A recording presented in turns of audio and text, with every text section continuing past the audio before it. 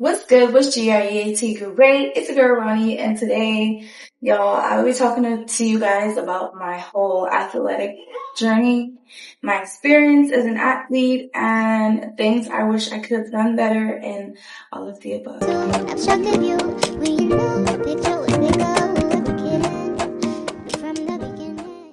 some of you may or may not know that I am a collegiate athlete at the moment. Since grade 2.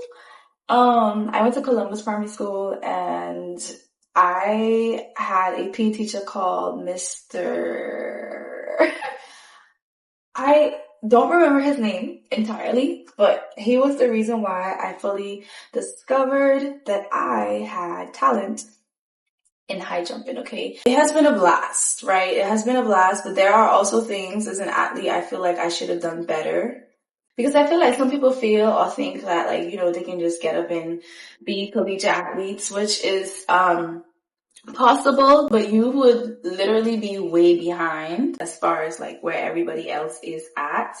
Because mind you, you are coming to college, especially if it's at a D2, because I go to a D2 school. You're coming to a college where people have been doing this professionally for a very long time, guys, for a very long time. And honestly, I started being serious way too late in my high jump career. When I say way too late, it was kind of difficult just transitioning to senior school, and trying to do sports at the same time. And then COVID came. This is grade 12 that I'm thinking about. I got COVID twice, guys. Twice. And I was not doing okay. I thought I was gonna die. That's not funny. That's not funny. I have been trying to like be my very best self in college, but it's kind of difficult. The whole semester in, I was late, didn't start training with them till late. And when I tell y'all the system is very different in the US compared to the Bahamian system, it's very different. Like, you're gonna have to learn how to transition, especially like it's a whole new environment. And we know most of the track clubs that we have in the Bahamas is so like a family environment, and like you have your coaches. I don't want to use the word babysitting you, but you really do have your coaches like being father figures, being mother figures, being like older sisters, or just being such a close coach to you. And then you transition into college where it's like, okay, like you guys are adults, get it together. Ain't no babysitting y'all. Y'all better do what y'all supposed to do. And transitioning into that was not hard because I was always kind of independent, but it was still a big transition that I had to adjust to.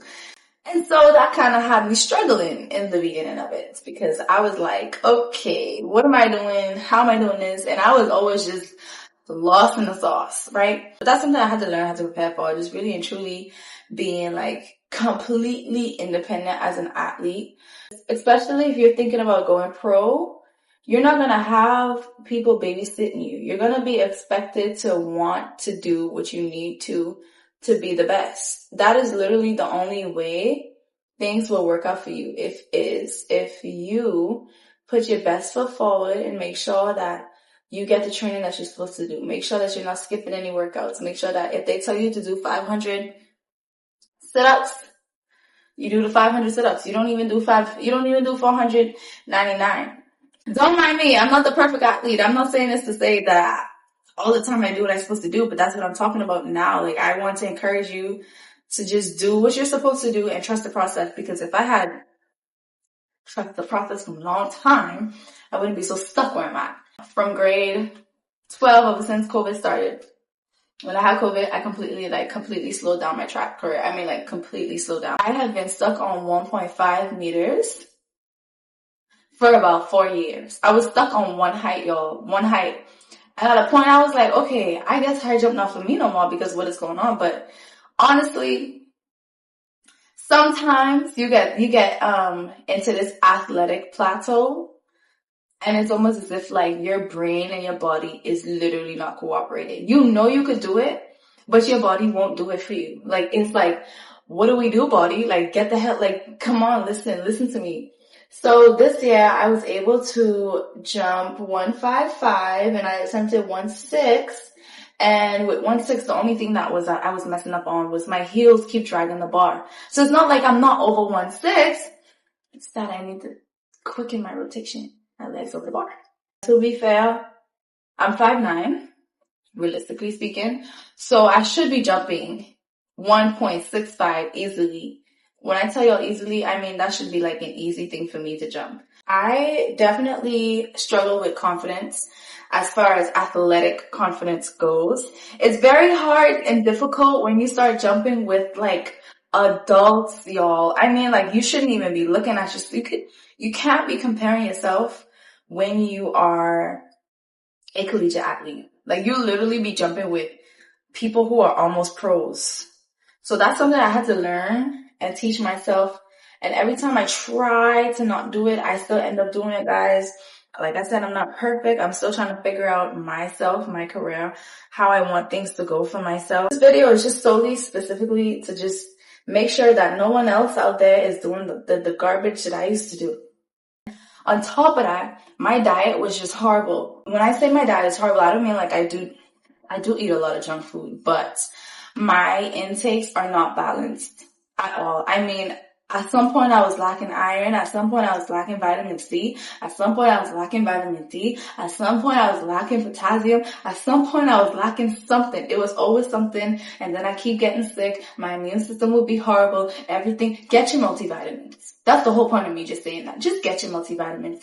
Because honestly and truly, you'll need it. I could have definitely been a better athlete if I had listened to those who would communicate with me.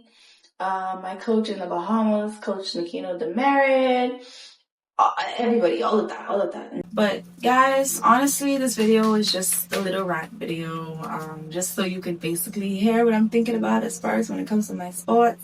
I know a lot of people see me doing like 1,000 things. Fun fact, track was actually one of the very first things that I did way before I started even modeling. You know, modeling was always a passion. I mean, I used to play in my mom's closet, wear her heels, walk in them, etc., record myself pretending like I was some kind of fashion diva. I don't know, guys. I don't know what inspired me to ever even start doing these things, but it definitely was a gift from God, one that I will cherish and will forever use. And people always wonder, like, why don't you just stick to one thing? Because God didn't just give me one thing, one talent. So I can't just like, God got to come to me and say, hey, stop it. Focus on this one thing I gave you. I'll focus on one of these things that I gave you. God gave me all of them. So I don't want to not be appreciative. So if you are someone that is really wanting to begin their track lifestyle, especially at a collegiate level, please start from young. Please start early. Start now. Free trial. Trial and error. This is a trial and error season.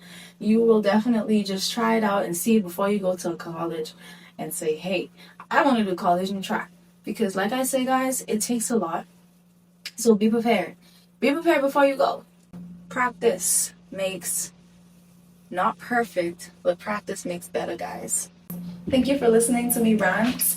Be a better athlete. Be a better you. Be a better version of yourself. Put God first. Peace on the streets until we meet again. All the games still